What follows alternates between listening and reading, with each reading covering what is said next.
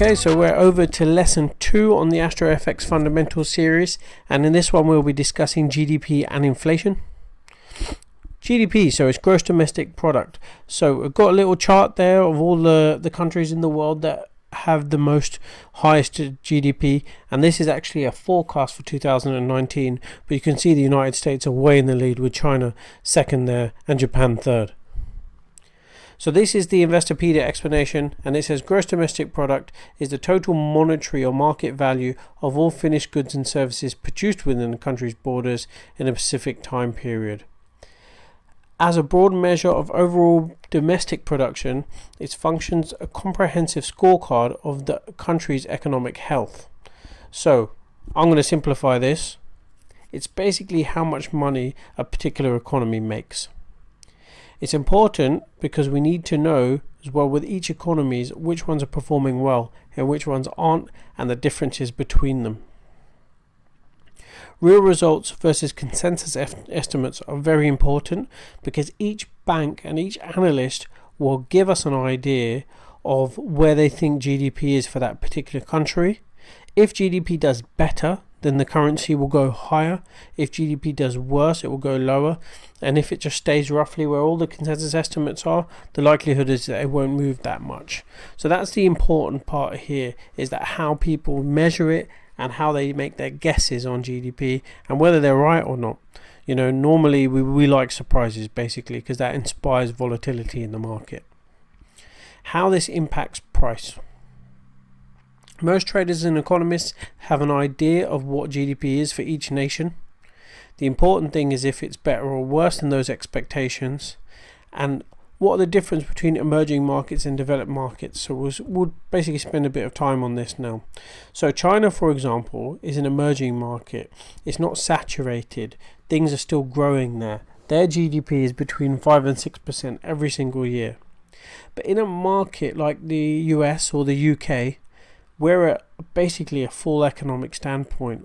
It's hard for us to grow year on year because the markets are saturated here. There's not much more that we can grow that's already been grown, if you know what I mean. So in China, it's a new market. There's lots of new things that need to be built, new infrastructure, new shops, new technologies. So they've got a much higher GDP than ours. It means, yes, obviously they're performing better, but in relative terms, in terms of where they are in GDP, the UK and the US are way far ahead because we've developed those things already. Who are importers and who are exporters? Now this has a big impact on GDP, because if you're an importing nation like the US and the UK, you import most of your goods from abroad to resell them basically within your economy. So we don't really produce many things in the UK. A lot of our cars are imported. A lot of our finished products are imported. So we basically rely on our currency to be strong to kind of bring those things in for cheaper, so we can sell them internally. But if you're a nation like Canada or Australia, you export a lot of your goods. You export oil, you export base metals. So you're going to need, basically, for those countries who buy those things off you to perform well, for you to perform well. So you're really a secondary market. Whereas if you're the UK and US, you produce your own, you buy your stuff in and you sell your stuff with inside, so you're a primary market. Now these things give us clues to monetary policy. If your GDP is performing better than you ever expected, you might raise interest rates at this point. But if you're struggling and you're not selling things, you're basically your GDP is low, you might have to stimulate your economy somehow. And some bankers, they print more money and put it back into market to see if people spend it to boost the economy. So that's like investing in your own economy. Now, GDP ties very closely with inflation. I'll explain why. So this is the Investopedia explanation of inflation. Inflation is a quantitative measure of the rate at which the average price level of a basket of select goods and services in an economy increases over a period of time. It is the constant rise or a general level of prices where a unit of a currency buys less than it did in prior periods, and often is expressed as a percentage. Inflation indicates a decrease in the purchasing power of a nation's currency. So, simplifying this again, it's basically how much do the goods cost. So we've got a little shopping basket there. So how much do things in that shopping basket cost? Whether the price of them goes up month on month, year on year, or down month on month, year on year. How does it affect you? So this is key. If you earn all your money in pounds, but the pound is getting weaker, and you're importing all your goods from abroad, you're going to have to pay more for your goods. So over there we've got bananas, eggs, things like that in there, wine, a lot of these things are imported. So if the pound gets weaker, the shops, it's going to cost them more to bring it into their shops, and it's going to cost us more to buy it. So that's inflation and how it affects you. Why is it important in terms of FX? Because if inflation gets too high, so let's say we get to 3-4% or something like that, the central bank are going to need the currency to get stronger to manage the balance of inflation. So they might raise interest rates, they might cut down on the amount of money they're printing. So they've got a few monetary policy tools to manage inflation, and they'll choose one of those things to kind of bring it back in line, because nobody wants the cost of their goods to rise too quickly. And that's why we've got little weighing scales there. That's what inflation is. So you want wages to rise and inflation to rise at the same rate for you to keep going.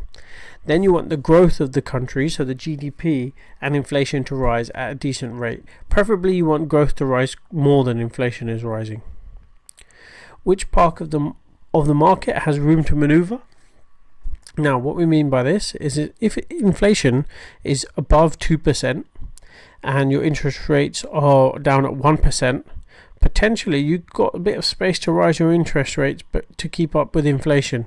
People want rates and inflation to be hand in hand, because you don't want inflation to move higher, so the cost of goods to move higher, but your money to move backwards, so inflation to move backwards. So they call this real inflation or real interest rates sometimes, and that's the difference between the two. How to control inflation? It's tricky, this one.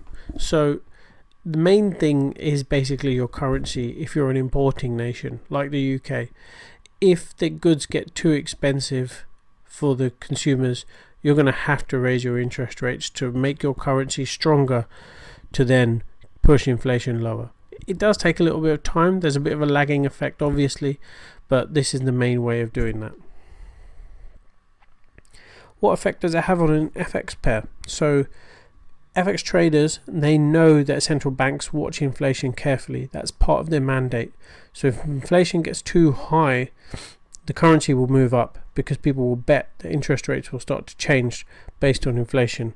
If inflation gets too low, then they're going to look at ways to stimulate their economy, and they might have to cut interest rates as well to try and manage that.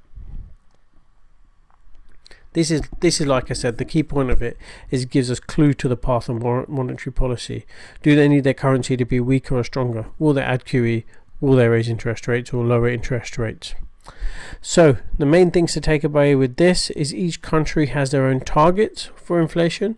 So all the developed nations have a 2% target for inflation, because they want their inflation rate to grow 2%, and they want to be able to raise their interest rates or have some flexibility with their interest rates to basically work on that. If anything changes and you see inflation just absolutely dump in one country and get really, really low, then you know that the monetary policy committees are going to have to act to stabilize this.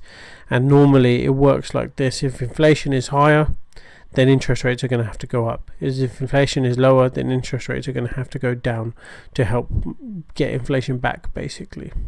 Now, there have been some problems with the inflation in the future and at the moment, purely because people buy a lot of things from Amazon. If you remember, we looked at a basket of goods. Things are getting more and more competitive because you can buy things directly from the people who make them. Before, shops used to have a bit of more of a say on how much the cost of goods were. That's now changing as consumers were getting smarter, and we're understanding a little bit more where to get things cheaper, and online shopping is a big part of this. So that's the main covering of the topics for GDP and inflation. We're not done yet. We still got a few more topics to cover, so keep an eye on our next video.